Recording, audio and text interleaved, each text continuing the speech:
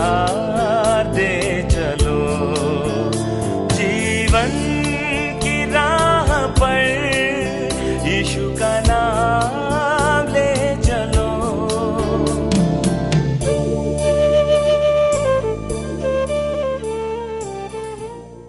अपने सरों को झुकाए प्रार्थना करेंगे। धन्यवाद हो प्यारे खुदावंद यीशु मसीह, हम आपके चरणों में आते हैं पिता। आपने अनुग्रह और दया की है, इसके लिए हम धन्यवाद करते हैं पिता। धन्यवाद करते हैं प्यारे परमेश्वर, आपने हम सबको भोर में उठाया प्रभु, इसके लिए लाखों लाख धन्यवाद हो प्यारे परमेश्वर। महान परमेश्वर, जो कुछ भी हम गीतों के द्वारा गाते हैं, वचन के साथ सीखते हैं प्यारे खुदावंद, सभी पर आपका आशीष भरा हाथ हो प्रभु। सुनने वाले आशीषित हो प्रभु, और परमेश्वर आपके अनुग्रह आपकी दया में परमेश्वर अपने समय को, जो सुबह का भोर का समय है प्रभु, बिता सके पिता। आपने प्रार्थना सुनी, धन्यवाद हो यीशु। हमारी छोटी सी विनती को सुने और स्वीकार करें, यीशु के पाक मीठे नाम में होके मांगते हैं, आमीन। रीना सिस्टर, आपने मुझे मौका दिया, प्रभु आपको आशीष दे। सबको जय मसीह की। आइए हम बाइबल में से पढ़ते हैं लूका 11 उसकी 18वीं आयत। यदि शैतान अपना ही विरोधी हो जाए तो उसका राज्य कैसा बना रहेगा? क्योंकि तुम मेरे विषय में तो कहते हो कि ये शैतान की सहायता से दुष्ट आत्मा निकालता है। प्रभु अपने वचन के पढ़े जाने पर आशीष दे, आमीन। सिस्टर सिमरन को आप सभी लोग जानते हैं, मैं उनका स्वागत करती हूँ। सिस्टर सिमरन जी, आपका स्वागत है।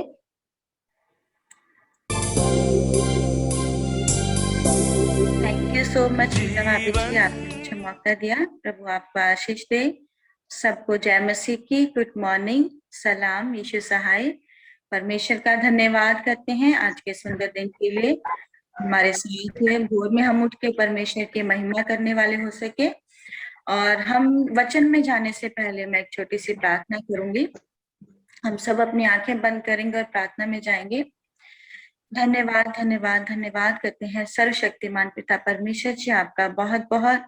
आप हमारे साथ हुए, आपने हमें भोर की सुबह में पिता परमेश्वर जी जगाया और हम आपकी महिमा करने वाले हो सके। बहुत सारे ऐसे लोग हैं प्रभु जी जो इस रात को, इस दिन को, इस सुबह को नहीं देख पाए। हम आपका धन्यवाद करते हैं, आपने हमें चुना प्रभु जी कि हम आपकी महिमा करने वाले हो सके।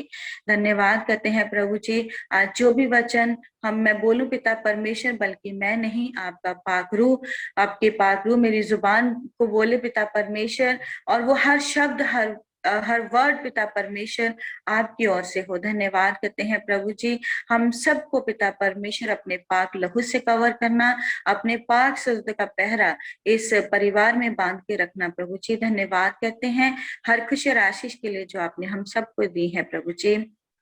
धन्यवाद करते हैं, आपने हमारी दुआओं को सुना है, सुन के जवाब दिया है। दुआ आपके प्यारे बेटे यीशु मसीह के नाम से मांगते हैं, आमीन। आइए हम वचन की ओर चलेंगे। और आज का जो मेरा टॉपिक है, हमने लूका 11 का 18 में भी पढ़ा है। आज का जो मेरा टॉपिक है वो है परिवार में सुख कैसे हासिल करें। परिवार में सुख कैसे हासिल करें। यहाँ पे बताते हैं कि एक अच्छा पति बनने के लिए क्या जरूरी है, एक स्त्री अच्छी पत्नी कैसे बन सकती है, एक बढ़िया माँ पिता जो है बनने के लिए क्या क्या करना जरूरी है, परिवार को सुखी बनाने में बच्चे कैसे मदद कर सकते हैं, परिवार में खुशी पाने का राज क्या है, परिवार में कैसे हम खुशी जो है वो पा सकते हैं। यहोवा परमेश्वर चाहते हैं कि आपका परिवार हमेशा सुखी रहे, इसीलिए अपने वचन बाइबल में उसने हिदायतें देकर समझाया है कि परिवार में हर एक की क्या जिम्मेदारी बनती है, कि परिवार में हर एक की जिम्मेदारी क्या बनती है। जब परिवार में सभी लोग इन हिदायतों को जो है मानते हैं और अपनी अपनी जिम्मेदारियों को पूरा करते हैं तो परिवार की खुशियां और भी बढ़ जाती हैं। यीशु ने सच कहा था, धन्य है वह जो परमेश्वर का वचन सुनते और मानते हैं। हम परमेश्वर के वचन के अनुसार जब चलते हैं तो हमारा परिवार और भी ज्यादा खुशहाल हो जाता है, हमारे परिवार में बरकतें, आशीषें सब आ जाती हैं। इस सच्चाई की कदर से एक परिवार जो है वो सुखी परिवार हो सकता है। यीशु ने यहोवा को हमारा पिता कहा था। अगर परिवार का हर सदस्य इस अहम सच्चाई की कदर करना सीख ले कि परिवार का बनाने वाला क्या कौन है, यहोवा है। परिवार को किसने बनाया? उस यहोवा ने बनाया है। और तो परिवार क्या है? सुखी हो जाएगा, बहुत ही आशीषें भरपूर हो जाएंगी। दुनिया का हर परिवार हमारे स्वर्गीय पिता की बदौलत आज जो है मौजूद है। इसीलिए वही ठीक ठाक बता सकते हैं कि कौन सी बातें परिवार को सुखी बना सकती हैं और परिवार को खुशहाल बना सकती हैं। बाइबल परिवार के सदस्यों की जिम्मेदारी के बारे में बहुत कुछ सिखाती है। तो परिवार की शुरुआत परमेश्वर ने की है।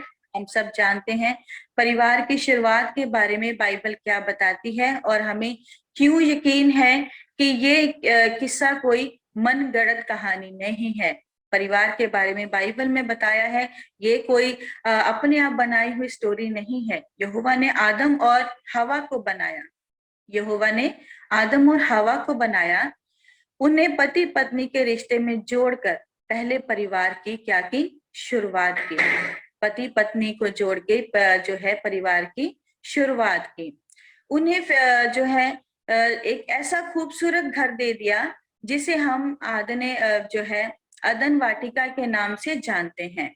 उन्हें संतान पैदा करने की आशीष दे दी और परमेश्वर ने कहा, जब उन्होंने संतान की आशीष देते हुए परमेश्वर ने उनसे क्या कहा? फूलो फलो और पृथ्वी में भर जाओ। क्या कहा? फूलो फलो और पृथ्वी में भर जाओ। परिवार की शुरुआत के बारे में बाइबल का ये किस्सा कोई भी मनगढ़ंत कहानी नहीं है। और खुद यीशु ने साबित किया है कि उत्पत्ति की किताब में लिखी ये बात बिल्कुल सच है कि उसने आदम और हवा को बनाया और एक परिवार बना दिया और हमें औलाद की आशीष दी। हालांकि आज हमारी जिंदगी मुसीबतों से बहुत घिरी हुई है और वैसी नहीं है जैसी परमेश्वर चाहते थे। फिर भी परिवार में खुशियां हासिल करना मुमकिन नहीं है। वो बहुत ही आसान है। परिवार में खुशियां कैसे लाई जा सकती हैं? परिवार की खुशियां बढ़ाने में हर सदस्य कैसे जो है वो हिस्सा ले सकता है। परिवार को सुखी बनाने के लिए यीशु की जिंदगी के बारे में सीखना बेहद जरूरी है और परिवार का हर सदस्य इसकी खुशियां बढ़ाने में हिस्सा ले सकता है। वो कैसे ले सकता है?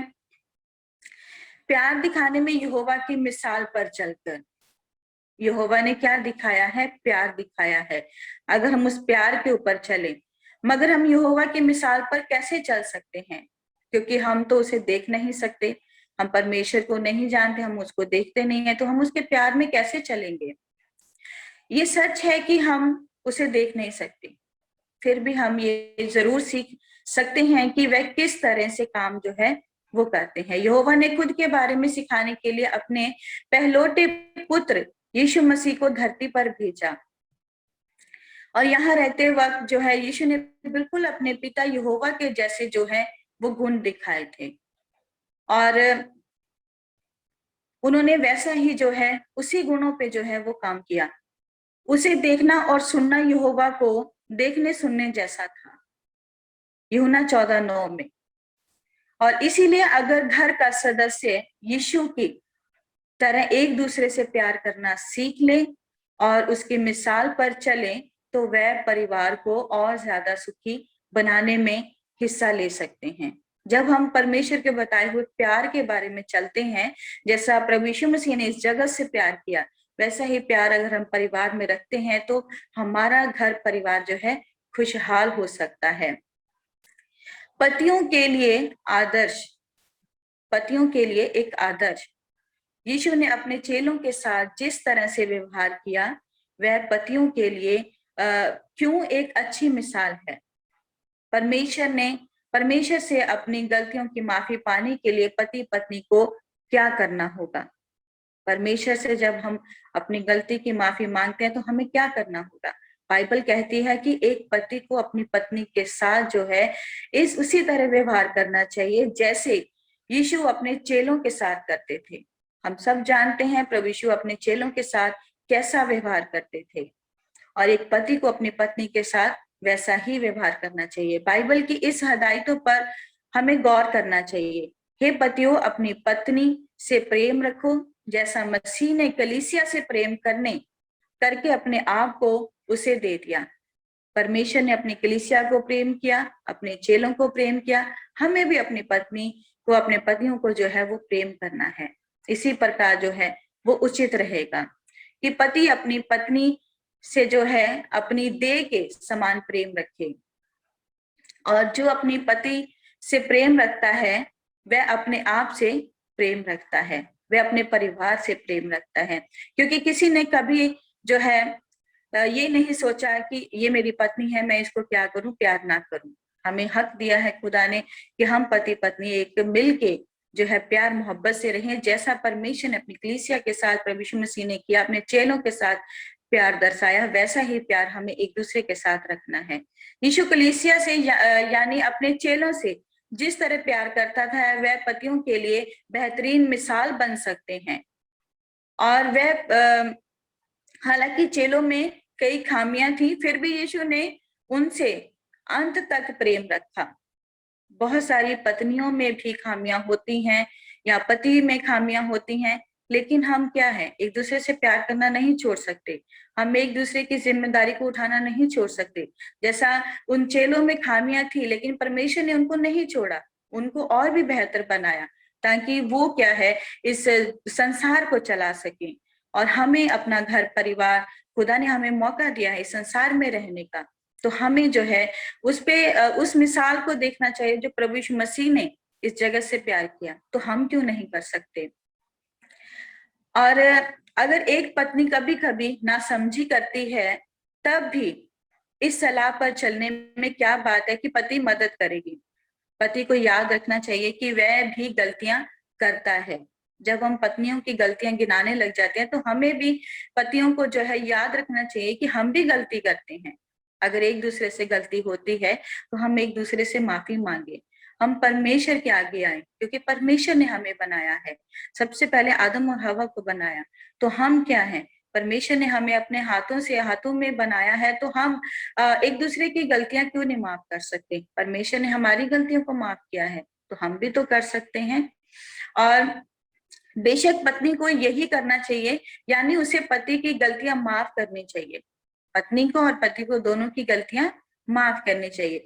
मैथ्यू 6 का 12, 14, 15 में यही चीजें जो है वो दर्शाती हैं। किसी ने सच कहा है कि कामयाब शादी ऐसे दो लोगों का मिलन है जो खुशी खुशी एक दूसरे को माफ करते हैं। जब हम एक दूसरे को माफ करते हैं, एक दूसरे की गलतियों को माफ करते हैं, तो परिवार में खुशियां आ जाती हैं, हम एक साथ आगे बढ़ते हैं। और यीशु ने हमेशा किस बात का ध्यान रखा और पतियों के लिए क्या मिसाल जो है वो कायम की। यीशु ने हमेशा किस बात का ध्यान रखा। यदि पति याद रखे कि यीशु हमेशा अपने चेलों का ध्यान रखता था, उनकी जो है सीमाओं और शारीरिक जरूरतों के लिए उसने हमेशा लिहाज दिखाया था। मिसाल के लिए एक बार जब चेले बहुत थक गए थे, तो यीशु ने उनसे कहा, आओ और एकांत में चलकर कुछ देर क्या करते हैं, विश्राम करते हैं। और पत्नियां भी ऐसे ही प्यार और लिहाज की जो है हकदार हैं। बाइबल में उन्हें निर्बल पात्र कहा गया है और पतियों को आज्ञा दी गई है कि वह उनका आदर करें। क्यों? क्योंकि परमेश्वर ने पति पत्नी दोनों को जीवन के अनुग्रह का वारिस बनाया है। और पति ये ना भूले कि परमेश्वर के लिए ये बात ज्यादा मायने रखती है कि एक इंसान कितना विश्वास योग्य है, ये नहीं कि वह स्त्री या पुरुष। ऐसा क्यों कहा गया है कि जो पति पत्नी से प्रेम रखता है वह अपने आप से प्रेम रखता है। पति पत्नी के लिए एक तन होने का मतलब क्या है? बाइबल कहती है कि जो पति अपनी पत्नी से प्रेम रखता है वह अपने आप से प्रेम रखता है। और ऐसा क्यों कहा गया है? क्योंकि जैसा यीशु ने बताया, पति पत्नी दो नहीं परंतु एक हैं, इसीलिए पति पत्नी को एक दूसरे को छोड़कर जो है नहीं अपनी जिंदगी को गुजारना चाहिए। तो हमें अगर कुछ गलतियां हमारे अंदर हो जाती हैं तो हमें ये नहीं फैसला लेना कि तुम ऐसे हो, अपने पति को ऐसा नहीं बोलना है या अपनी पत्नी को ऐसा नहीं बोलना है, तुम्हारी में ये गलतियां हैं, तुम्हारे में ये खामियां हैं, तुम मेरी बात को नहीं मानते। तो हमें क्या है, अलग होना बेहतर है। हमें कोई हक नहीं है एक दूसरे से अलग होने का, क्योंकि परमेश्वर का बनाया हुआ रिश्ता है। जब हम शादी करते हैं तो ये शादियां जो है, एक जो हमारा साथ है, जो जीवन साथी है, ये परमेश्वर की ओर से बनता है। हम पहले उस चीज को नहीं समझते, लेकिन जब हमारी शादी हो जाती है और हम अपनी जिंदगी में आगे बढ़ने लग जाते हैं, तब वो प्यार मोहब्बत जो है एक दूसरे को हम दिखाते हैं, ये परमेश्वर का प्यार मोहब्बत है। क्योंकि परमेश्वर ने हम दोनों को एक दूसरे के लिए चुना है, पति पत्नियों को एक दूसरे के लिए चुना है। तो हमारा क्या हक बनता है कि हम जो है अलग हो जाएं। इसीलिए परमेश्वर के बनाए हुए रिश्ते पे कभी भी जो है ऐसी निंदा नहीं करनी चाहिए कि हम अलग हो जाएं, हम अपनी अपनी जिंदगी जो है अपने हिसाब से गुजारना शुरू कर दें। और पत्नियों के लिए एक खास मिसाल जो है, पत्नियों के लिए यीशु कैसे अच्छी मिसाल बनते हैं। परिवार एक संगठन की तरह है। इसे एक मुखिया की जरूरत होती है, जिसकी देख रेख में सारा कामकाज बिना रोक टोक चल सके। यहाँ तक कि यीशु का भी एक मुखिया था और जिसके वह अधीन रहता है। बाइबल बताती है स्त्री का सिर पुरुष है। बाइबल क्या बताती है, स्त्री का सिर पुरुष है। ठीक वैसे ही मसीह का सिर जो है वो परमेश्वर है। जिस तरह यीशु अपनी मुखिया परमेश्वर के अधीन रहता है, वह हम सभी के लिए और खास तौर पर पत्नियों के लिए एक बढ़िया जो है मिसाल है। परिवार के हर सदस्य को अपनी मुखिया के अधीन रहना चाहिए और पति के बारे में पत्नी को कैसा नजरिया रखना चाहिए और उसके चाल चलन का क्या असर हो सकता है। अस्थिरता की वजह यह है कि पति गलतियां करता है, अगर कई बार उसमें वह गुण दूर दूर तक दिखाई नहीं देते जो एक आदर्श मुखिया में होने चाहिए। ऐसे में पत्नी क्या कर सकती है? पति जो करता है वह उन कामों में मेन मेक जो है निकाल कर उसे नीचा दिखाने की कोशिश नहीं करेगी, ना ही वह खुद परिवार का मुखिया बनेगी। क्योंकि मुखिया किसको बनाया है? पति को बनाया है। और पत्नी कभी भी नहीं चाहेगी कि मैं अपने पति को जो है, अगर उसमें कोई गलती कोई खामियां है तो मैं क्या करूं, उसको इस चीज को दर्शाते हुए उसको नीचा दिखा दूं और मैं खुद जो है अपने घर के मुखिया बन जाऊं। पत्नी कभी भी ऐसा नहीं चाहती। तो परमेश्वर का हम धन्यवाद करते हैं कि हम पत्नी अपने पति की हर एक बात को समझते हैं। हम पत्नियां एक पति के दिल की बात को जानती हैं, क्योंकि ये परमेश्वर की ओर से बनाया हुआ रिश्ता है। तो हम कैसे भूल सकते हैं? इसीलिए हम एक दूसरे की केयर करते हैं, ध्यान रखते हैं। और ऐसे गुण दिखाने में एक पत्नी मुश्किल से मुश्किल हालात में परमेश्वर के असूलों पर चलकर पति के अधीन रह सकती है। और उसके अलावा बाइबल कहती है पत्नी को अपने पति के लिए गहरा आदर होना चाहिए। और लेकिन अगर पति एक साक्षी नहीं है और इसीलिए मसीह को अपना मुखिया नहीं मानता, तो पत्नी क्या कर सकती है? बाइबल पत्नियों से ये गुजारिश करती है, तुम भी अपने पति के अधीन रहो, इसीलिए कि यदि इनमें से कोई ऐसे हो जो वचन को ना मानते, तो भी तुम्हारे भय जो है सहज पवित्र चाल चलन के द्वारा खिंच जाएंगे। एक पत्नी अगर आदर के साथ अपनी राय जाहिर करे, तो ये क्या कोई गलत है कि अगर वो अपनी राय जो है अपने पति के साथ जो है वो शेयर करती है? परिवार में कुछ जो है मसले ऐसे हो सकते हैं जिनमें पत्नी की राय पति से नहीं मिलती है। तो क्या हमें, अगर राय नहीं मिलती, तो क्या हमें एक दूसरे को छोड़ना बेहतर समझना चाहिए? ऐसे में पत्नी अगर व्यवहार कुशलता से अपनी राय पेश करती है, तो वह पति की बेइज्जती करना नहीं होगा। ये नहीं है कि पत्नी अगर उसके मन में कुछ है तो उसे क्या है अपनी राय पेश नहीं करनी चाहिए, उसको करनी चाहिए। तो पति क्या है उसकी राय को सुनता है। जब एक दूसरे के साथ वो चलते हैं, उसकी समझदारी के अनुसार चलते हैं, तो घर और भी खुशहाल हो जाता है। इसीलिए अगर पति उसकी बात सुने तो पूरे परिवार को जो है वो फायदा हो सकता है। अगर वो नहीं सुनेगा तो परिवार क्या है, लड़ाई झगड़े में फंस जाएगा। तुमने तो ऐसा बोला था, ऐसा हो गया।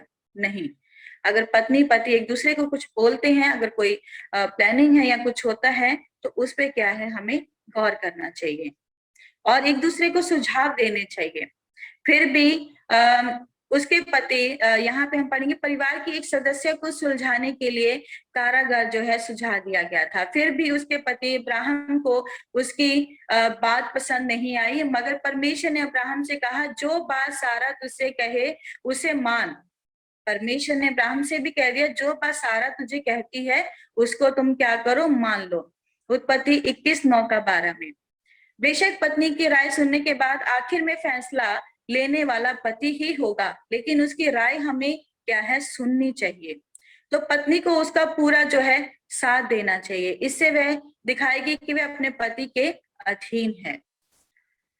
अब्राहम सारा की बात सुनते हुए सारा ने पत्नियों के लिए कौन सी बढ़िया जो है मिसाल रखी। बाइबल पति पत्नी के अलग होने और तलाक लेने के बारे में क्या कहती है। अपने परिवार की देखभाल करने में पत्नी बहुत कुछ कर सकती है। जैसे बाइबल शादीशुदा स्त्रियों को ये सलाह देती है कि वह अपने पति और बच्चों से जो है वो प्रेम करे और वह समझदार, पवित्र, सगुणी, दयालु और पति के अधीन रहने वाली हो सके।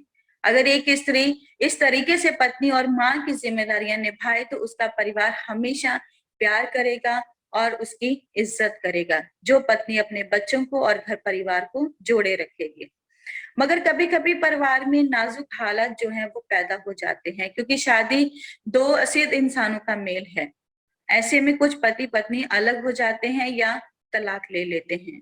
बाइबल कुछ खास जो है किस्म के हालात में ही पति पत्नी को अलग होने की इजाजत देती है। फिर भी अलग होने की बात तो हालांकि नहीं समझना चाहिए, लेकिन क्योंकि बाइबल सलाह देती है पति पत्नी अपने से अलग ना हो और ना पति अपनी पत्नी को छोड़े। तो परमेश्वर ने भी हमें यही सलाह दी है कि हम एक दूसरे को कभी भी ना छोड़े। छोटी मोटी नोकझोंक होती है तो हमें एक दूसरे को ये नहीं सोचना है कि हम एक दूसरे को छोड़ दें। और यीशु बच्चों के साथ जिस तरह पेश आते हैं वह माता पिता के लिए सबसे बेहतरीन मिसाल है। हम सब जानते हैं प्रभु यीशु मसीह बच्चों के साथ कैसे पेश आते थे और हमें भी वही मिसाल जो है अपनी जिंदगी में ग्रहण करनी है। जब लोग छोटे बच्चों को यीशु के पास आने से रोक रहे थे तो उसने क्या कहा। जब बच्चे प्रभु यीशु मसीह के पास लेके आ रहे थे तो लोगों ने क्या जब लोग जो है रोक रहे थे तो प्रभु यीशु मसीह ने वहां पे क्या कहा, बालकों को मेरे पास आने दो, उन्हें मना मत करो। बाइबल आगे बताती है कि यीशु ने उन्हें गोद में लिया और उन पर हाथ रखकर उन्हें आशीष दी।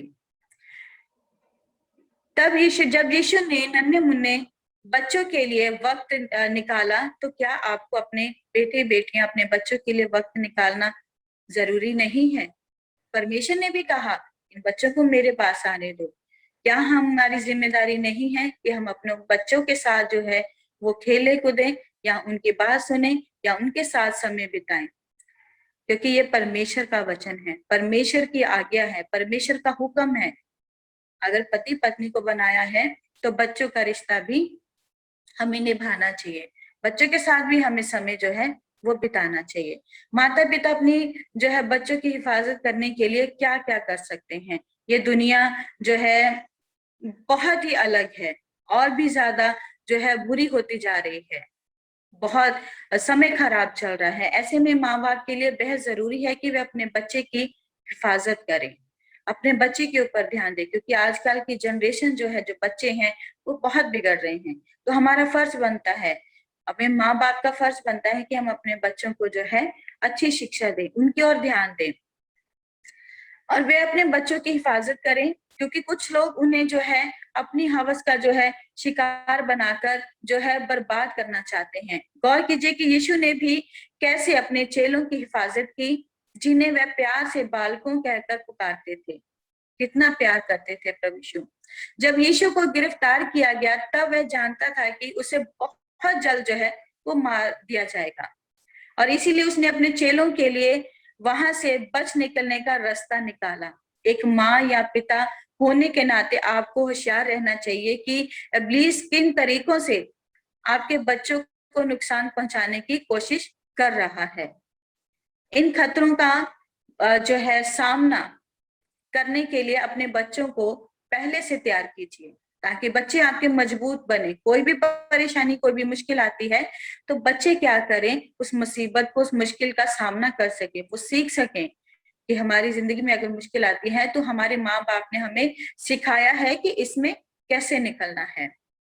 यीशु बच्चों के साथ वक्त बिताते हुए एक पिता अपने बेटे के साथ महान शिक्षा से सीखिए किताब से चर्चा करते हुए यीशु अपने बच्चों के साथ जिस तरह पेश आया उससे माता पिता क्या सीख सकते हैं। यीशु ने अपने चेलों की गलतियों को जो जिस तरह सुधारा, उसने माता पिता को क्या सीख जो है वो दी है। यीशु की मौत से पहले की रात चेलों ने इस बात पर बहस जो है वो छिड़ गई कि उनमें कौन सबसे बड़ा है। तब यीशु ने उन पर गुस्सा होने के बजाय प्यार से उन्हें समझाया और खुद एक मिसाल बनकर उन्हें जो है वो सिखाया। आप कैसे बच्चों की गलती सुधारते और उस पे जो है वक्त यीशु मसीह जो है वहां पे चल सकते हैं। पर ये सच है कि बच्चों को अनुशासन की जरूरत होती है, बच्चों को अनुशासन की जरूरत होती है, मगर इसे उचित मात्रा में देना चाहिए। हमें बच्चों को जो है अपनी अच्छी शिक्षा जो है वो सिखानी चाहिए। कभी कभी भी गुस्से में आकर नहीं बच्चों से बात हमें करनी चाहिए। अगर वो प्यार से मानते हैं तो उनको प्यार से मनाएं। गुस्सा जो है एक परिवार का बिखरने का कारण है। हमें कभी भी बच्चों के ऊपर गुस्सा नहीं करना है। कभी कभी हम कर भी देते हैं। ये भी लिखा है कि हमें लाठी भी उठानी चाहिए। जब वो गलत काम करते हैं तो हमें लाठी भी उठानी चाहिए और हमें प्यार से भी जो है समझाना चाहिए। और आपको बिना सोचे समझे ऐसी बातें नहीं करनी चाहिए जो उन्हें तलवार की तरह जो है वो चुभ जाए। तो हमें बच्चों के लिए एक आदर्श जो है किन तरीकों से यीशु ने बच्चों के लिए बेहतरीन मिसाल जो है वो कायम की। यीशु की मिसाल से क्या बच्चे भी कुछ सीख सकते हैं? बिल्कुल सीख सकते हैं। बच्चे बहुत कुछ सीख सकते हैं। यीशु ने दिखाया कि बच्चों को कैसे अपने माता पिता का कहना मानना चाहिए। उनसे कहा, जैसे मेरे पिता ने मुझे सिखाया। और यीशु मसीह कहते हैं कि जैसे मुझे मेरे पिता ने सिखाया वैसे ही ये बातें कहता हूँ। उसने ये भी कहा कि मैं सर्वदा वही काम करता हूँ जिससे मैं प्रसन्न होता हूँ। यूहन्ना 8:28-29 में। और यीशु स्वर्ग में रहने वाले पिता की हर बात जो है वो मानते थे। उसी तरह बाइबल बच्चों से कहती है कि वह भी अपने माता पिता की हर बात को माने। बच्चों को हमें ऐसी शिक्षा देनी चाहिए कि अगर हम बच्चों को कुछ भी बात बोलते हैं तो वो छट से मान जाए। हाँ मम्मी जी, हाँ पापा जी, मैं ये काम करूंगा। ऐसा प्यार, ऐसी मोहब्बत बच्चों से करें कि वो मान जाए, क्योंकि परिवार परमेश्वर की ओर से बनाया हुआ एक रिश्ता है। और जब हम अपने बच्चों को अच्छी शिक्षा देते हैं तो एक खुशहाल परिवार बन जाता है।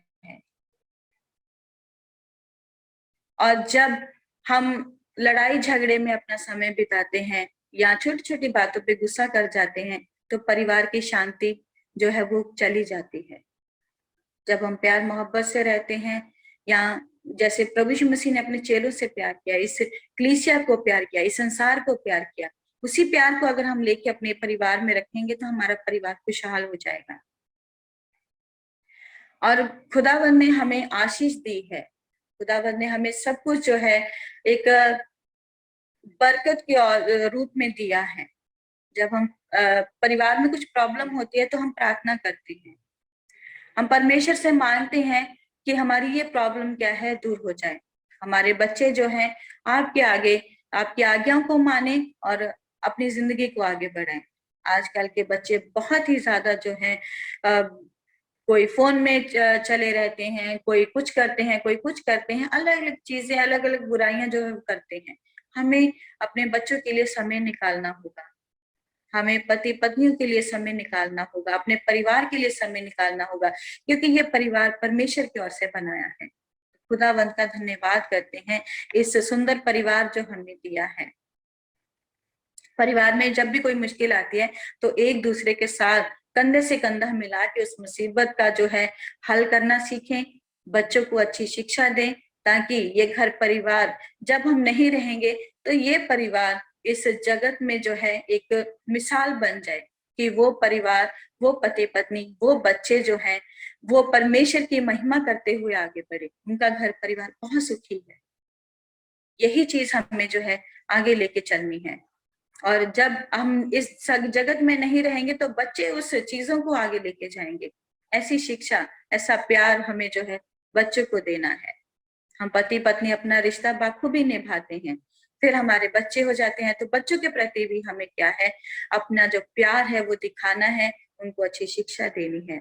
यही प्रभु ने हमें, परमेश्वर मसीह ने हमें सिखाया है। परिवार अच्छा दिया है, तोहफा दिया है, इसको संभालें, इसको बर्बाद ना करें। तो आज का यही जो है मैसेज था। खुदावंत का धन्यवाद करते हैं कि हम एक अच्छे परिवार में रहते हैं, बच्चे दिए हैं, पति पत्नी दिए हैं, तो इनका हम क्या करें, आदर सम्मान करें। सबको जय मसीह की।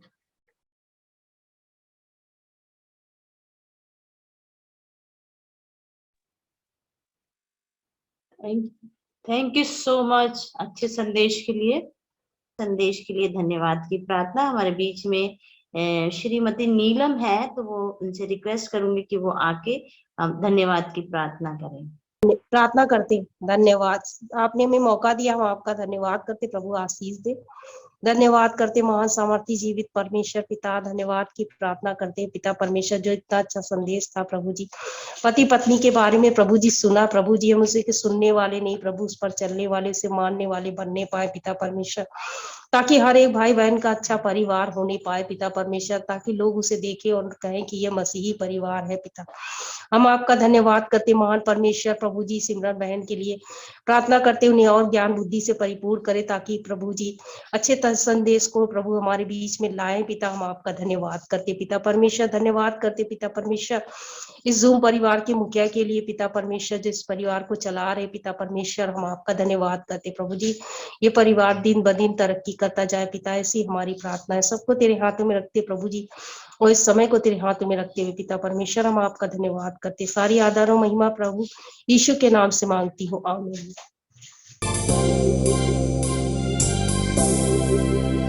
जीवन की राह पर यीशु का नाम ले चलो, जीवन की राह पर यीशु का नाम ले चलो, यीशु का साथ ले चलो, यीशु का प्यार दे